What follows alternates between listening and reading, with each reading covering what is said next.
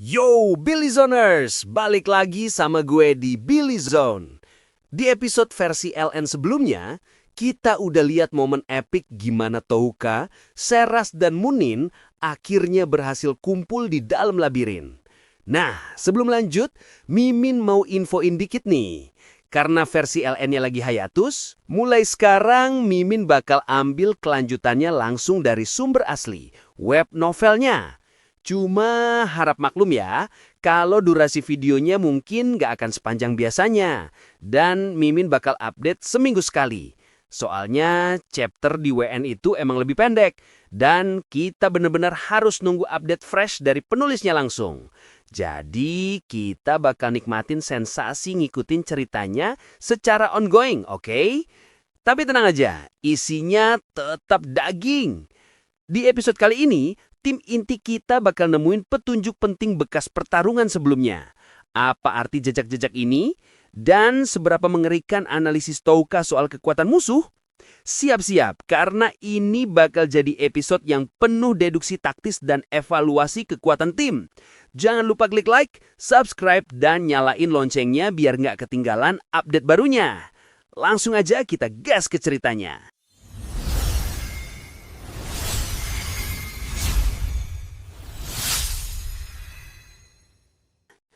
Jadi kita mulai dari momen di mana Touka, Seras, dan Munin lagi jalan menuju kastil.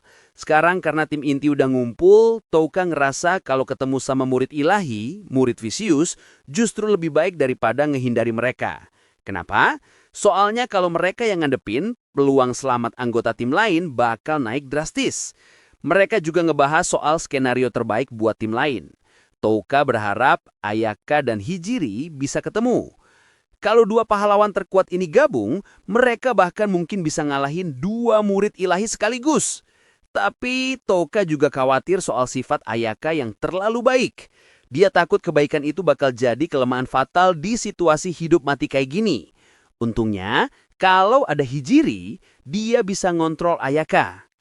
Kemudian mereka ngebahas soal kekuatan musuh. Lokiela pernah bilang kalau murid ilahi itu kuat banget pas lawan dewa. Tapi Touka sadar sekarang situasinya beda. Pertama, mereka bukan dewa, jadi buff anti-dewa musuh gak guna. Kedua, kekuatan Vicious udah disegel sama alatnya Erika. Dan ketiga, mereka dapat buff dari Asaji. Pertanyaannya, seberapa kuat murid ilahi di kondisi kayak gini? Touka nyiapin skenario terburuk. Kalau kekuatan fisik murni musuh ternyata masih di luar nalar, maka harapan satu-satunya adalah skill efek status Touka atau skill Queen Bee-nya Asagi. Ini bikin Asagi jadi aset yang super penting buat dilindungi. Meskipun Touka ngerasa ironis karena sifat Asagi yang mirip sama dia. Di tengah perjalanan, mereka nemuin jejak pertempuran. Senjata dan baju Zira Ekaristi berserakan di mana-mana. Tapi Ekaristinya sendiri udah meleleh.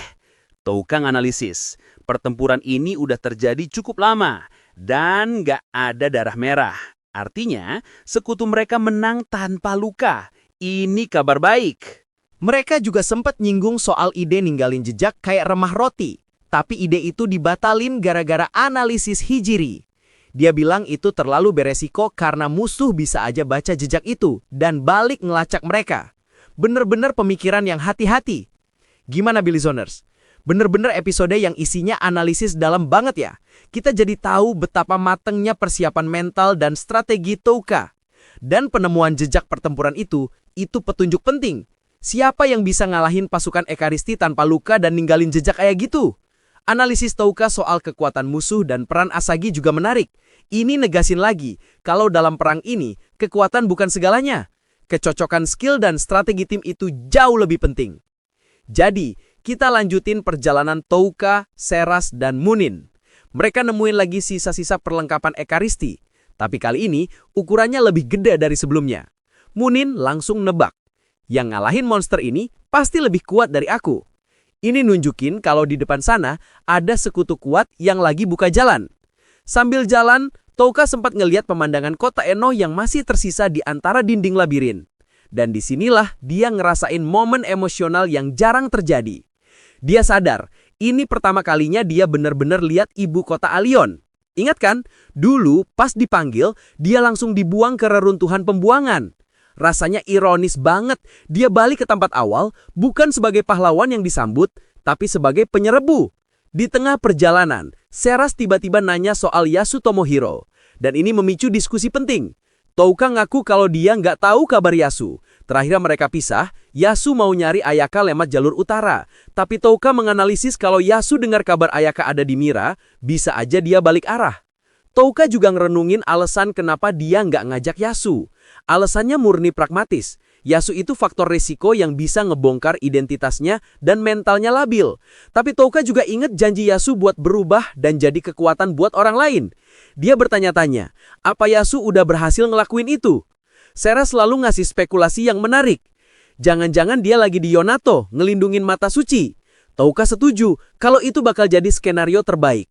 Soalnya, nasib perang ini juga bergantung sama apakah mata suci bisa dipertahanin atau enggak. Diskusi ini negasin lagi kalau perang ini punya dua front utama. Satu di dalam labirin ngelawan Vicious, dan satu lagi di Yonato ngelawan pasukan penghancur mata suci. Dan karena mereka kejebak di labirin, Touka sadar dia cuma bisa pasrah dan percayain nasib Yonato ke orang-orang yang ada di sana. Termasuk Yasu, kalau dia beneran ada di sana. Ternyata, prediksi Touka memang benar. Cerita kemudian pindah ke momen di mana Yasu dan rombongan Rinji masuk ke ibu kota Yonato, Aziz. Suasananya benar-benar tegang, kayak pangkalan militer raksasa yang lagi siap-siap perang. Bekas-bekas kerusakan dari invasi Raja Iblis dulu juga masih kelihatan di mana-mana. Mereka pun ngelihat langsung objek yang jadi pusat dari semua konflik ini, mata suci Yonato. Bentuknya kayak patung batu raksasa yang ngambang di atas kastil, dikelilingin kelopak batu. Yasu sempat mikir, ini benda penting, tapi posisinya terbuka banget, rentan diserang. Analisis yang tajam dari Yasu. Di sini, Oulu, salah satu teman Rinji, ngusulin buat ngebuka identitas Yasu sebagai pahlawan dari dunia lain.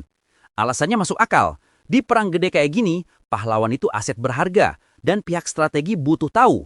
Rinji setuju, tapi dia nyerahin keputusannya ke Yasu. Ini pertarunganmu, kamu yang nentuin, katanya. Dan Yasu, dia setuju. Dia datengin koordinator pertahanan, nunjukin api itemnya, dan langsung diundang ke kastil. Ternyata nama pahlawan api hitam udah cukup dikenal.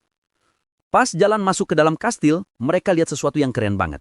Ada robot sihir raksasa kuno yang lagi diperbaiki. Rinji bilang itu namanya Kesatria Suci atau Holy Cavalry. Senjata legendaris yang dulu dipakai buat ngelawan pasukan Raja Iblis. Wah, kayaknya ini bakal jadi aset penting nih di perang nanti nih. Dan akhirnya mereka dibawa masuk ke sebuah ruangan. Dan yang nyambut mereka bukan pejabat biasa, tapi langsung pemimpin tertingginya, Ratu Yonato, Alma Seinokia. Ratu Alma langsung nanya, kenapa dia harus percaya sama mantan pion Vicious yang tiba-tiba datang nawarin bantuan. Wajar sih kalau dia curiga ini jebakan. Tapi ternyata, Ratu Alma udah dapat surat rekomendasi dari Kaisar Zin dan Luhait Mira. Surat itu bilang, kalau Raja Lalat Belzegea, Seras, dan Munin semuanya nganggap Yasu sebagai sekutu. Yasu yang dengar nama Belzegea ini jadi terharu banget. Dia sadar, meskipun jauh, sosok yang nyelamatin dia itu masih mikirin nasib dia. Bener-bener momen yang hangat di tengah ketegangan. Di sini kita juga dikenalin sama Kuria Gilstein, si orang suci Yonato. Dia ini pendamping setia ratu yang badannya penuh perban gara-gara luka perang. Dia sempat curiga sama Yasu. Tapi Ratu Alma mutusin buat percaya. Dia bilang, aku butuh kekuatan pahlawan tingkat tinggi. Ratu Alma dan Kuria lalu ngejelasin situasi perang di utara. Pasukan Magnar lagi mundur ke Yonato sambil bawa pengungsi. Dikejar sama pasukan Ekaristi Vicious dari timur. Rencananya pengungsi Magnar bakal dievakuasi ke selatan, ke wilayah Mira lewat jalan yang udah dibersihin sama pasukan bantuan Mira yang lagi gerak ke utara. Benar-benar strategi evakuasi yang matang. Yasu yang dengar rencana ini langsung sadar satu hal penting. Mereka nggak ngebuang masa depan. Aliansi ini nggak cuma mikirin perang, tapi juga mikirin nasib rakyat biasa setelah perang selesai. Ini ngingetin dia sama Yuri dan ibunya. Tekad Yasu buat ngelindungi masa depan mereka pun makin kuat. Di akhir, Yasu dan teman-temannya dikasih kamar di kastil. Sambil istirahat, Yasu ngerenungin perasaannya. Dia ngerasa beban dan realitas perang kali ini beda banget sama waktu di Benteng Putih dulu. Kenapa? Karena sekarang dia punya orang-orang yang pengen dia lindungi. Tekadnya udah bener-bener beda. Gimana Billy Zoners? Bener-bener episode yang ngasih kita gambaran lengkap soal situasi di Yonato ya. Yasu sekarang udah dapat kepercayaan penuh dan posisi penting di pertahanan kota. Dan kita juga ngelihat betapa solidnya aliansi ini. Touka dan Jin nggak cuma mikirin strategi mereka sendiri, tapi juga mikirin nasib sekutu potensial kayak Yasu. Surat rekomendasi itu bener-bener nyelamatin situasi. Sekarang, pasukan Magnar udah datang dan pasukan Ekaristi juga makin dekat. Pertempuran besar buat ngebela mata suci udah di depan mata. Gimana aksi Yasu nanti? Apakah dia bisa nebus dosa masa lalunya? Tulis semua prediksi kalian di bawah. Jangan lupa like, share, and subscribe channel Billy Zone biar kita bisa terus ngikutin kelanjutan ceritanya. Sampai jumpa di episode berikutnya.